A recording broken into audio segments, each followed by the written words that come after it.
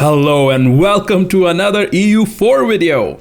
I've been thinking about making this video since 1.30 patch came out earlier this year, but the game was a bit too broken at that time, as we all know. Now though, after a few updates, I think EU4 is in a fairly good place and this new strategy works rather well, without being exploity. I'm personally not a big fan of exploits, as you guys know, and that's why you rarely see exploit videos on my channel. Ever since monuments were introduced in game and Alhambra monument gave us 5% admin efficiency, I knew there would be a way to push for admin efficiency early in game. Because in a usual expansion focused game, we get to say 65% admin efficiency by 1750s, and that's when the expansion goes full throttle and we take up a large number of provinces in war. The thing is, to get to that level of admin efficiency, you have to play past 1750-ish. And I'm sure I'm not the only one here, but who really plays EU for that long? I'll be honest, I rarely get past early 1600s. So I decided to get to the max absolutism we can by early 1600s, and it worked out rather well. Before we get into it, let's quickly see what admin efficiency actually does. For people who don't know the full extent of it, administrative efficiency reduces coring costs. It's applied multiplicatively after coring cost modifiers are applied. It reduces province war score cost, which is massive and the reason why you can take more provinces and development per war. It also decreases diplo annex cost for a vassal, I think. And most importantly, admin efficiency decreases overextension. And this is the only way to decrease overextension. Again, super useful when playing a full expansion focused game. So my idea with this playthrough was to get as much admin efficiency as possible, realistically, by early 1600s. The aim wasn't to get maximum admin efficiency possible in game, which is capped at 90% by the way, because getting to that 90% takes a while, and my idea was to get the perks of high admin efficiency early so I can start the rapid conquest early. So to stack all the admin efficiency perks in game, we start as Poland, which actually doesn't have any admin efficiency bonuses, but it will make your playthrough easier. Get that Lithuania PU. By the way, if you're playing a normal Poland game, don't take the PU. There's a whole video I made earlier about it. Go check it out and hit that subscribe button while you're here so you don't miss out on awesome videos like that. So the idea of starting as Poland is so that we can dismantle HRE early. I have a video on that one too, links are in description. I had to restart a few times before I got the right conditions on my 4th restart. And I was able to declare war on Austria. The HRE was dismantled and gone by 1448, which means Europe is a free-for-all buffet. I did get lucky and got Bohemia as a PU fairly early on via a succession war. This was really lucky, and you can pull this strategy off even if you don't have Bohemia as a PU. You will just need a strong ally. By the way, that was my only good luck in this game. As you'll see in a bit, I hit a few bad RNG speed bumps. For example, I did not get Moldavia as a vassal as they chose to stay independent. Of course, these two early wars cost me a lot of war exhaustion, negative manpower, and a couple of loans, but it was worth it. I opened my IDA group with admin. I typically don't like doing that, but for this strategy, we need to expand fast, and that coring cost reduction with merc discounts is going to be very handy. So I started slowly expanding south into Hungary and Austria and north into the Baltic coast. This was me in 1501. I have almost all of Austria and I'm coming up against Denmark in the north. The next part of the strategy was to form Prussia, and to form Prussia we need to, of course, change our primary culture, but also we need to be not Catholic or Orthodox Christian, which means I had to wait for the Protestant Reformation. So in my game, the Protestant Reformation happened in 1515, which is very late. I immediately converted to Protestant, revoked some states, culture shifted to Prussian. By the way, I also have a video on how to culture shift if you're new to this stuff. All links in description. So I was able to form Prussia in 1516. The reason we formed Prussia here is because Prussia gets 5% admin efficiency in their mission tree. Just FYI, all these mission trees will require some DLCs. I think it's mostly Emperor. So basically we need to own a lot of land in the Germany region to complete that mission tree. One thing to keep in mind here while playing Prussia is that we have minus 50% governing cap, so we have to keep an eye on that and build some governing cap buildings. On the bright side, our army is now super powerful. The plus 10% discipline with full militarization is so overpowered. I was just rolling over everyone at this point. I had most of northern German coast by 1542. There was still a chance of a massive coalition, so I had to be a bit cautious. but I was juggling truces and attacking any coalition before it got too big. One of the scariest prospects in this playthrough was France. They have a super strong military, and because there's no HRE, France tends to get a lot of provinces in Europe along with the Burgundian inheritance. In my playthrough, France was also allied to Spain. This would have been a tougher war if not for my overpowered armies.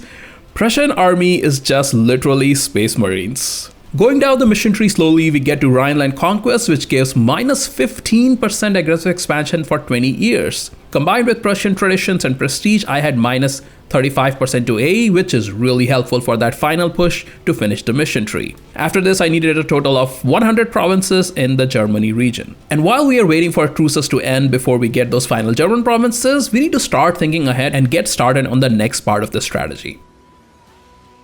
The next part will be to form the beautiful toothpaste nation of Sardinia Piedmont. So we need to start making our ways towards northern Italy and Savoy region. I also managed to fight Spain and get the province of Granada from them, along with a few western Mediterranean islands. We need to form Sardinia Piedmont. I immediately started upgrading the Alhambra monument as I had saved up some money for that. I also had to fight France repeatedly as soon as the truce ended, or else they would join the coalition. But as the game goes on, France becomes relatively weaker. Even my subject Bohemia at this point had better armies than France. Finally, in 1592, I was able to finish the last Prussian mission, which gave us 5% admin efficiency. It actually requires a lot of conquest and near constant war, but we have most of Central Europe by this point. Soon after, Alhambra was fully upgraded and I had 10% admin efficiency in 1596. Doesn't sound like much, but it does make a big difference. Next up was to revoke most states and culture shift to Piedmontese. And as soon as I deleted Savoy off the map, I was able to form the nation of Sardinia Piedmont. It's probably my favorite color in all game. So it's 1603, we are Sardinia Piedmont and we just hit admin tech 17, which means now we have 20% admin efficiency. Pretty good.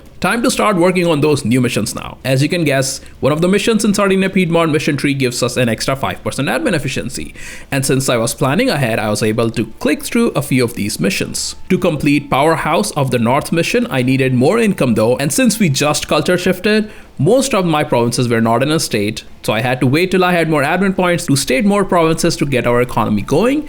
And once I had some big war operations coming in, I was able to finally click on that last mission and get the 5% admin efficiency and also plus 10% goods produced modifier, which is always nice.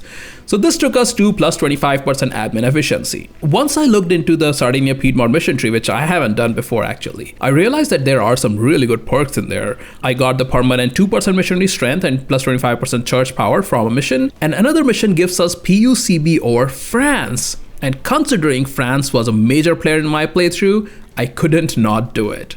It does take a while, but given that we have CCR from both admin ideas and national ideas, and we have the 25% admin efficiency already, it wasn't that hard. I had to take most of Burgundy area, Savoy area, and the Provence area, and since I was in a hurry, I also truce broke France a couple of times. I was making enough admin points to stab up, and I was big enough now that I could crush any coalition that formed without any problems. I finally had Paris, and that completed the Claim France mission. I of course truce broke again and got France under my PU. So 1632, I essentially have all of Western, Central, and Eastern Europe in my control. And the final part of the strategy was to form Germany. You have to wait for admin tech 20 to form Germany, and this gives us enough time to complete more Sardinia Piedmont missions like getting the France PU. So now was the time for another culture shift, this time into one of the German cultures. I chose Rhenish I think, as that had the most development, and in 1640 I could form the nation of Germany. Germany has plus 5% admin efficiency in its national idea set, which is super OP. And you get some big bonuses and claims from the really overpowered mission tree as well, like this plus 20 absolutism. So in 1640, I already had 83 absolutism, as I have been using Hearts treatment to get the absolutism up.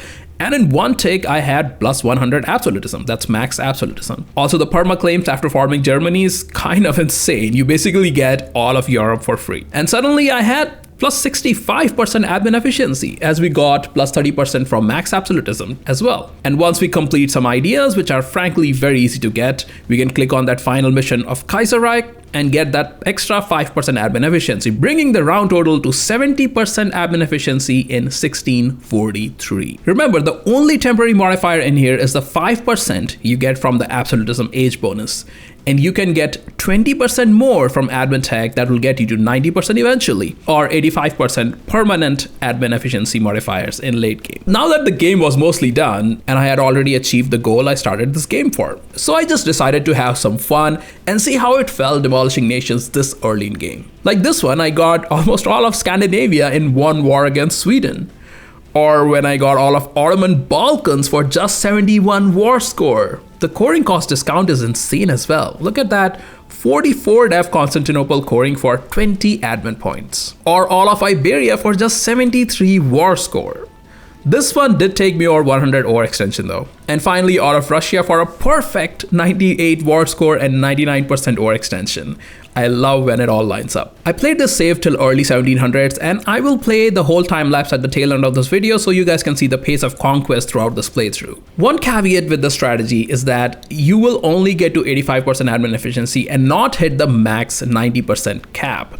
It's only 5% difference, which in my opinion is not that big a deal. You could get to 90% though. If you start as Dithmarschen, where one of the mission gives plus 5% admin efficiency, you have to own 50 provinces, which is slow going because of increased AE in the HRE. And you could dismantle HRE, but it is much harder to dismantle when starting as a one province minor of Dithmarschen. Then we can form Prussia and complete the mission, then Sardinia Piedmont and complete another mission, then form France to revolutionary France.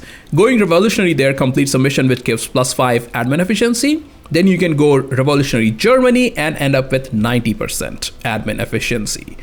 The problem with the strategy is that 1, Dithmarschen start is hard and very slow compared to my Poland strategy, and 2, we have to wait for revolution to start to get the final 15% admin efficiency. And revolution doesn't start until 1750 sometimes. That's a long time to wait for an RNG event. Technically, actually, I think you can get up to 95% admin efficiency if you form Mughals rather than Germany, but that's just overkill and unnecessarily complicated as admin efficiency caps at 90% anyways. So I think my strategy works much better, is more realistic, and actually usable much earlier in game. I actually had a fun time playing this one out. You really have to be aggressive constantly, and it's a good change of pace. And with the strategy, you get a really good early platform if you want to do some crazy things like one faith or even one culture runs. And that is all for this video, guys. Wait around and watch the time lapse if you want, and let me know what you think of this strategy. I know it's not beginner level, but it's also not super high level. I think it is accessible enough for you to give it a try. Let me know how your playthrough goes, and if you have any suggestions for new videos, please leave a comment. You're watching a Radio's Guide. Thank you for your time, and I'll see you all in the next one.